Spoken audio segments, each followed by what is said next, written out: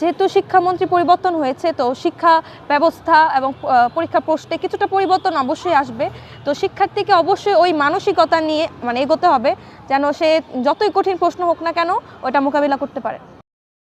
আসলে কত ঘন্টা একজন শিক্ষার্থী পড়ছে এটা থেকেও বেশি ইম্পর্টেন্ট আমার কাছে মনে হয় যে সে কতটুকু এফোর্ট দিয়ে পড়ছে এবং তার পড়াটা সঠিকভাবে হচ্ছে কিনা। তাই সে 10 থেকে 12, আমি বলতেই পারি চাইলে যে 10 ঘন্টা কি 12 ঘন্টা পড়া উচিত, কিন্তু আমি নিজে কখনো এরকম ঘন্টা হিসেব করে পড়িনি। আমার যখন মনে হয়েছে যে না, আমি এখানে এই সাবজেক্টটা পড়ছি এবং এটা আমার যতক্ষণ না পর্যন্ত হচ্ছে না আমার করা উচিত, আমি ততক্ষণ সর্বোচ্চ দিয়ে চেষ্টা করেছি। নিজের একটা রুটিন অবশ্যই তৈরি করেছি যে কোন কোন সাবজেক্টটাতে আমি অনেক বেশি উইক, কোনটা আরও বেশি গুরুত্ব দেওয়া উচিত। তো এটাই শিক্ষার্থীকে নিজের মতো করে রুটিন করে নিতে হবে। সে যেই সাবজেক্টটাতে বেশি দুর্বল সেটা বেশি করে পড়তে হবে এবং ঘন্টা হিসাব করে আসলে পড়াশোনা হয় না যখন আর। কিন্তু পরীক্ষার ক্ষেত্রে, পরীক্ষা যেহেতু সামনে চলে এসেছে, সেক্ষেত্রে অবশ্যই বইয়ের সাথে একটু সম্পর্কটা রাখা অনেক বেশি জরুরি। তো এটাই বলবো, নিজের মতো করে একটা রুটিন তৈরি করে নিতে হবে এবং সেই অনুযায়ী পড়াশোনা চালিয়ে যেতে হবে। সাবজেক্ট বলতে আমার মনে হয় সবসময় শিক্ষার্থীদের মধ্যে আইসিটি, ইংলিশ, এই দুইটা সাবজেক্ট নিয়ে বেশি জড়তা কাজ করে, যেটা আমার নিজেরও ছিল। এবং বাংলাদেশে স্পেশালি ইংলিশের ক্ষেত্রেই পাশের হারটা অনেক কম দেখা যায়, ইংলিশে অনেকে গিয়ে আটকে যায়, আইসিটি তারপর অনেক কষ্ট করে পাশ করা যায়। তো এই দুইটা সাবজেক্টের ক্ষেত্রে আমার মনে হয় একটু জোর দেওয়া বেশি প্রয়োজন। ফোনের সাথে সম্পর্ক অবশ্যই কমিয়ে দেওয়া উচিত, কিন্তু একদমই যে কমিয়ে দেওয়া উচিত তা না। আমরা অনেক সময় অনেক বড় ভাই আছে বা কিছু বিভিন্ন সোশ্যাল মিডিয়ার মাধ্যমে বিভিন্ন সাজেশন পেয়ে থাকি বা বিভিন্ন গাইডলাইন্স পেয়ে থাকি, সেগুলোর জন্য অবশ্যই প্রয়োজন, কিন্তু নিজের মতো করে পড়াও প্রয়োজন। একটা সময় দেখা যায় যে ফোনটা প্রয়োজনের চেয়ে বেশি আমরা বেশিরভাগ ইউজই করে যাচ্ছি, ওই সময় পড়াটা আরও হচ্ছে না।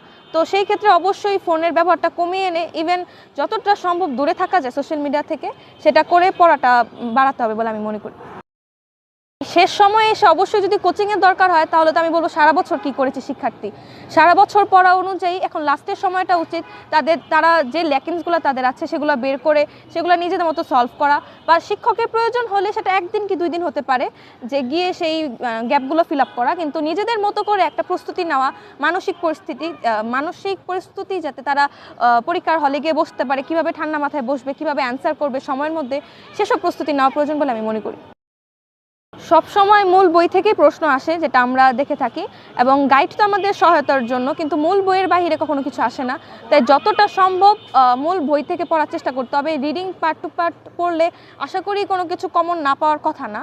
আর আমরা প্রত্যেক বছরই দেখে এসেছি যে বিগত বোর্ডের যে প্রশ্নগুলো আছে সেগুলো সলভ করার মাধ্যমে আমরা অনেকটাই এগোতে পারি এবং অনেকটাই কমন আসে।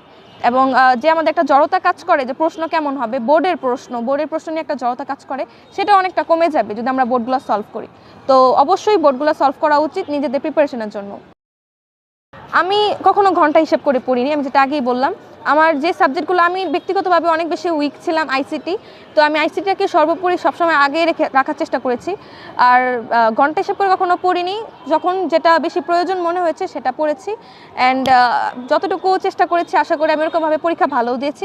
রেজাল্ট আসলে যার যার ভাগ্যের উপর এবং পরিশ্রমের উপর। ভাগ্য বলে আসলে কিছু হয়ও না, ভাগ্য বললে ভুল হবে।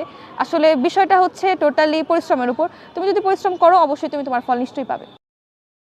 এটা হওয়াটা খুব স্বাভাবিক আমি মনে করি, যেহেতু এবার আমাদের শিক্ষা ব্যবস্থার কিছুটা পরিবর্তন আসছে, এবং আমি যতটা শুনেছি যে আগে এরকম শিক্ষা ব্যবস্থা প্রচলিত ছিল, তো কিছুটা কঠিন হবে শিক্ষার্থীদের জন্য এই পরিস্থিতির সাথে মোকাবিলা করার জন্য, কিন্তু তাদের সর্বশ্রেষ্ঠ দিয়ে তাদের চেষ্টা করে যেতে হবে।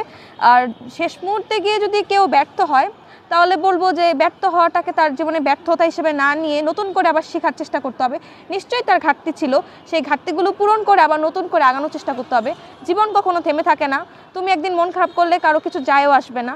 তো নিজে মন খারাপ না করে কিভাবে নিজেকে আরও সুন্দরভাবে রিপ্রেজেন্ট করা যায় সেটা চিন্তা করতে হবে।